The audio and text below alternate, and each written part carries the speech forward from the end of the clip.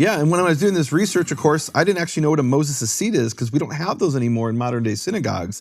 So I had a background in archaeology. My bachelor's degree was in archaeology. And people can see here, this is a Moses' seat at Chorazin in Israel. That's right. It was actually discovered in excavation. So they did have it 2,000 years ago. And you can read about it in some of the rabbinical literature. They make references to it. And it turns out what they would do is they would stand in the synagogue and read from the scroll of Scripture. And you see, Yeshua did that in the Gospel of Luke. That's right. He read Isaiah chapter 61. And then after the reading, the rabbi would sit in this chair and he would say, hey, what we just read, this is what it means. And you have to accept my interpretation. And so the one who sits in the seat of Moses, that is sitting in the seat of authority. That's what it means in that historical context. Once I found this out, I said, wow, Michael, this really is a problem. Yeah. In other words, from a New Testament perspective. Yeah, and let me give you a little more background on that because, see, I had this question because I saw this man's life change, and it was changing for the worst and what was going on. And I felt responsible for it. I felt responsible for his father and for him. And I was really praying about this.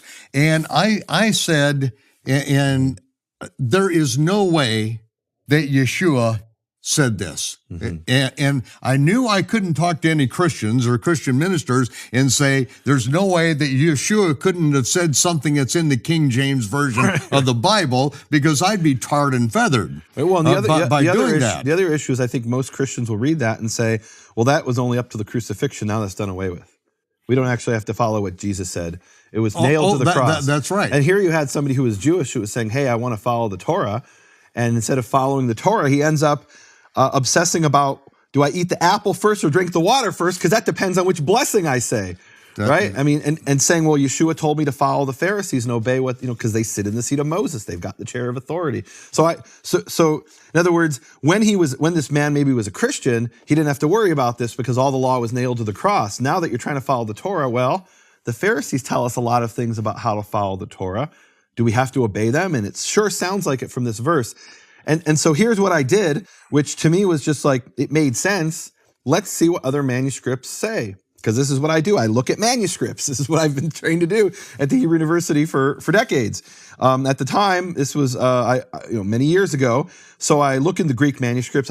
As far as I could tell, at least from what was documented, all the Greek manuscripts had the same thing. There wasn't any difference. I think I said at the time, every extant Greek manuscript says basically the same thing right there. At least, and I was lost. I couldn't go any further with my resources, with my skills.